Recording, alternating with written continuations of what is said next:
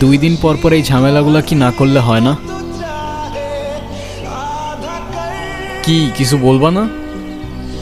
যা বলে সেটা তো বলছি আমি তোমাকে, শুনতেছো কোথায়? শোনার মতো কোনো কথা বললে অবশ্যই শুনতাম, কিন্তু তুমি যেটা বলতেছো সেটা আমার পক্ষে করা পসিবল না। কেন পসিবল না? মানে তোমার লাইফে কি আমার থেকে তোমার মিউজিকের প্রায়োরিটি বেশি? মানে তোমার সাথে তুমি মিউজিকের প্রায়োরিটির কম্পেয়ার কিভাবে করো সেটাই আমার মাথায় ঢোকে না। রোহান, একটু প্র্যাকটিক্যাল হও।